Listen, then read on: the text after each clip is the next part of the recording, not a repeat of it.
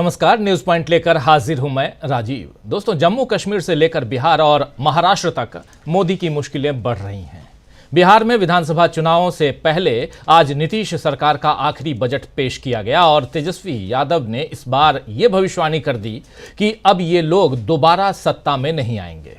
वहीं महाराष्ट्र में केंद्रीय मंत्री रक्षा खड़से, जी हां, केंद्रीय मंत्री हैं रक्षा खड़से, उनकी बेटी से छेड़छाड़ में अब बीजेपी घिर गई है कि जब मंत्री की बेटी ही सुरक्षित नहीं है तो फिर मोदी कैसे बेटियों की सुरक्षा का दावा कर सकते हैं। वहीं जम्मू कश्मीर में आज सीएम उमर अब्दुल्ला ने पूर्व पीएम मनमोहन सिंह की खूब तारीफ की और साथ ही मोदी को बता दिया कि आप जिस विकास पर अपना दावा ठोकते हैं, असल में वो मनमोहन सिंह के समय शुरू करवाए गए काम थे। तो मोदी के दावों और फैसलों पर अब सवालों में तेजी आ रही है। वहीं मोदी जवाब देने की जगह सैर सपाटे में मगन है। आज मोदी के एक पुराने वीडियो और आज के एक वीडियो के साथ कांग्रेस ने एक ट्वीट किया है और मोदी की असलियत फिर से देश को दिखाई है। जरा इस वीडियो को देख लेते हैं, फिर आगे बढ़ते हैं। बहुत कुछ है इस पिटारे में दोस्तों। पहले देखिए एक पुराना वीडियो और आज का वीडियो नरेंद्र मोदी का। कांग्रेस ने ट्वीट किया, लेकिन इसमें है क्या खास, देखिए जरा। अरे कोई और होता तो मौज करता। मोदी मौज करने के लिए पैदा नहीं हुआ है, मोदी मेहनत करने के लिए पैदा हुआ है। मोदी मेहनत करने के लिए पैदा हुआ है। तो कोई और होता तो मौज करता। मोदी मौज करने के लिए पैदा नहीं हुआ है, बल्कि मोदी मेहनत करने के लिए पैदा हुआ है। लेकिन मोदी कर क्या रहे हैं? मोदी लक्षद्वीप में घूमें या गिर के जंगल की सैर करें, बीजेपी को इसमें भी मोदी काम करते हुए ही दिखते हैं। आप याद कीजिए, जिस समय पुलवामा कांड हुआ था उस समय नरेंद्र मोदी एक फिल्म की शूटिंग कर रहे थे। तो ये नरेंद्र मोदी हैं। और अगर राहुल गांधी 2-4 दिन के लिए कहीं प्रवास पर चले जाएं तो बीजेपी उनके घूमने या छुट्टी पर जाने पर तंज कसने लगती है और पूरा ट्रोल आर्मी जो है वो राहुल गांधी के खिलाफ लग जाता है। खैर, अब कांग्रेस ने मोदी को जवाब देना सीख लिया है, ये तो साफ दिखाई दे रहा है। वहीं तेजस्वी यादव भी अब नीतीश कुमार और बीजेपी पर करारा जवाब देते हैं। आज के बजट के बाद तेजस्वी यादव ने जो भविष्यवाणी की है उसके खास मायने देखे जा रहे हैं, क्योंकि आज विधानसभा में, बिहार विधानसभा में नीतीश कुमार और तेजस्वी यादव के बीच इशारों इशारों में हुई बातों पर सोशल मीडिया पर खूब चर्चा हो रही है। हालांकि बजट की तेजस्वी यादव ने जमकर धज्जियां भी उड़ाई हैं। जरा तेजस्वी यादव को देख लेते हैं, सुन लेते हैं बजट के बाद क्या कह रहे हैं मीडिया से चर्चा में तेजस्वी यादव। सुनिए। बिहार का बजट जो है वो पेश किया गया है और ये सरकारी पन्नों पर झूठ और जुमलों की स्याही से लिखा हुआ भाषण जो है माननीय उप मुख्यमंत्री सम्राट चौधरी जी ने पढ़ा है, मगर इससे जमीनी सच्चाई कुछ और है, वास्तविकता कुछ और है। और पूरी तरीके से जब हम लोगों की सरकार 2015 में महागठबंधन की थी, उस जमाने से ही ये बात, पुरानी बातें दोहराई गई है। हर ब्लॉक में स्टेडियम बनेगा। शायद इनको स्टेडियम की परिभाषा समझ में नहीं आती है। आज तक 10 सालों में या इतने सालों में आज तक जो है किसी भी प्रखंड में ढंग का स्टेडियम आज तक नहीं बना है। वही पुरानी बातें जो 5 घंटों में जो है पटना पहुंचेंगे, 4 घंटों में पहुंचेंगे, लेकिन स्थिति क्या है? पुल पुलिया टूटता रहता है, भ्रष्टाचार का भेंट चढ़ता रहता है।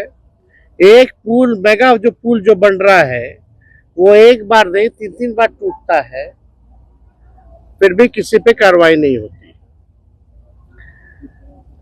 हम लोगों को बिहार की चिंता है और इन लोगों को सरकार बचाने की चिंता है।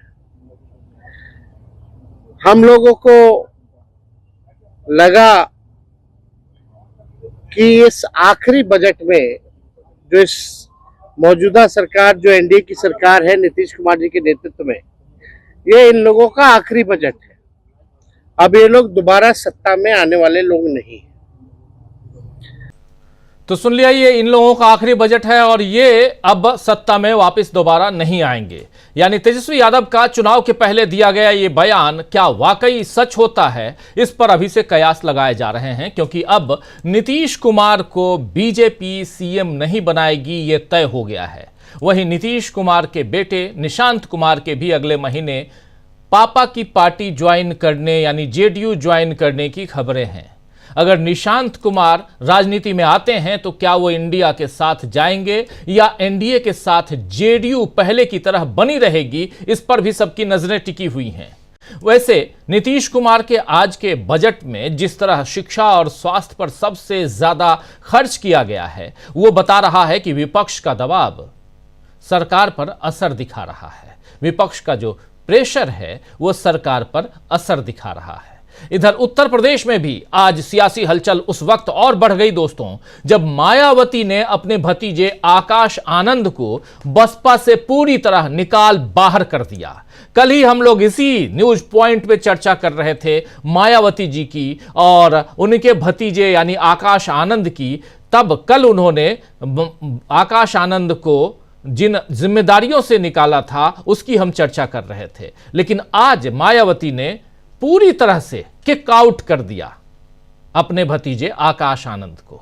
कल मायावती ने उन्हें नेशनल कोऑर्डिनेटर समेत सभी जिम्मेदारियों से मुक्त कर दिया था और कहा था कि अब उनके जीते जी कोई भी उत्तराधिकारी नहीं होगा। अब मायावती ने भतीजे को एक्स पर एक के बाद एक पोस्ट लिखकर खूब सुनाया है। आइए जरा मायावती ने अपने भतीजे को क्या कुछ सुनाया है ट्विटर पर, सोशल मीडिया पर लिखकर, ये देखिए। एक के बाद एक नहीं बल्कि तीन ट्वीट। देखिए, बीएसपी की ऑल इंडिया की बैठक में कल श्री आकाश आनंद को पार्टी हित से अधिक पार्टी से निष्कासित अपने ससुर श्री अशोक सिद्धार्थ के प्रभाव में लगातार बने रहने के कारण नेशनल कोऑर्डिनेटर सहित सभी जिम्मेदारियों से मुक्त कर दिया गया था, जिसका उसे पश्चाताप करके अपनी परिपक्वता दिखानी थी। लेकिन इसके विपरीत श्री आकाश ने जो अब लंबी चौड़ी प्रतिक्रिया दी है वो उसके पछतावे व राजनीतिक मैच्योरिटी का नहीं बल्कि उसके ससुर के ही प्रभाव वाला ज्यादातर स्वार्थी, अहंकारी व गैर मिशनरी है,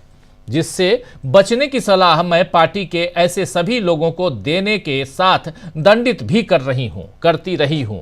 अतः परम पूज्य बाबा साहब डॉक्टर भीमराव अंबेडकर के आत्मसम्मान व स्वाभिमान मूवमेंट के हित में तथा मान्यवर श्री काशीराम जी की अनुशासन की परंपरा को निभाते हुए श्री आकाश आनंद को उनके ससुर की तरह पार्टी व मूवमेंट के हित में पार्टी से निष्कासित किया जाता है। ये इन्होंने फैसला सुना दिया। जैसे कोर्ट में फैसला सुनाया जाता है वैसे ही मायावती ने आकाश आनंद को दंड देकर पार्टी पर अपना दबदबा साबित कर दिया। इस फैसले से उन्होंने बीजेपी को भी एक अनकहा संदेश दे दिया है कि बसपा को वो अपने हिसाब से चलाएंगी, या ये भी संदेश है कि आकाश आनंद या ऐसा कोई भी दूसरा जो बीजेपी के लिए बीजेपी के हित में न रहे, यानी हमको बी टीम बने रहने में मददगार जो साबित नहीं होगा उसको हम किक आउट कर देंगे।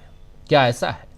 या ऐसा है कि बसपा को बीजेपी भी नहीं चलाएगी, हम अपने हिसाब से चलाएंगे अपनी पार्टी को। वहीं आज मायावती के दूसरे भतीजे यानी अखिलेश यादव, जी हां, अखिलेश यादव भी बुआ बबुआ का रिलेशन आप जानते हैं, तो बुआ बबुआ मतलब बबुआ भतीजा हुआ, तो दूसरा भतीजा जो है वो अखिलेश यादव, उन्होंने भी एक ट्वीट में ऐसा ही अनकहा संदेश बीजेपी को दिया है।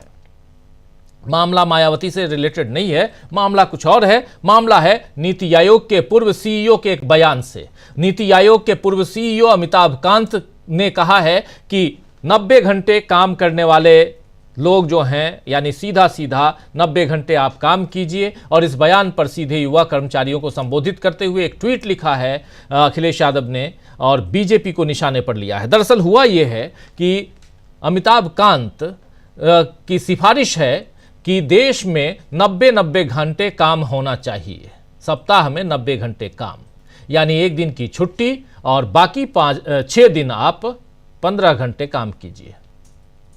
क्या 15 घंटे काम, यहाँ 9 घंटे काम और 8 घंटे काम में हालत खराब रहती है, आप 15 घंटे काम करना पसंद करेंगे? खैर, इसी मसले पर अखिलेश यादव ने ट्वीट किया है और बीजेपी को निशाने पर लेते हुए कहा है कि जब अर्थव्यवस्था की प्रगति का फायदा कुछ गिने चुने लोगों को ही मिलना है तो ऐसी 30 ट्रिलियन की इकोनॉमी हो जाए या 100 ट्रिलियन की इकोनॉमी हो जाए, जनता को उससे क्या फायदा? सच्चा आर्थिक न्याय तो यही कहता है कि समृद्धि का लाभ सबको बराबर से मिले, लेकिन भाजपा सरकार में तो यह संभव ही नहीं है। तो आज कहीं इशारों में तो कहीं सीधे सीधे, यानी कहीं इशारों में तो कहीं सीधे सीधे मोदी पर सवाल भी दागे गए और बीजेपी सरकार की पोल भी खोली गई। ऐसा लग रहा है कि विपक्ष का असर अब सरकार पर होने लगा है। तो क्या विपक्ष के दबाव में आ गए हैं नरेंद्र मोदी? क्या विपक्ष के दबाव में आ गए हैं? एक बड़ा सवाल है नरेंद्र मोदी के ऊपर। सवाल यह भी है कि बिहार में चुनाव से पहले सियासत जो तेज हुई है उसमें तेजस्वी यादव का बयान कितना मायने रखता है। सवाल यह भी है कि जो उधर बजट सेशन में भाषण दे रहे थे उमर अब्दुल्ला, और वहां पर सीधे नरेंद्र मोदी को घेर रहे थे और सीधी तारीफ कर रहे थे पूर्व प्रधानमंत्री डॉक्टर मनमोहन सिंह की, उसके क्या मायने हैं? सवाल यह भी है कि मायावती ने आखिर अपने भतीजे को टोटली किक आउट अपनी पार्टी से क्यों कर दिया? बहुत सारे सवाल हैं। इन सवालों का जवाब क्या घूम फिर कर नरेंद्र मोदी के पास आता है? चलिए ढूंढ के निकालने की कोशिश करते हैं।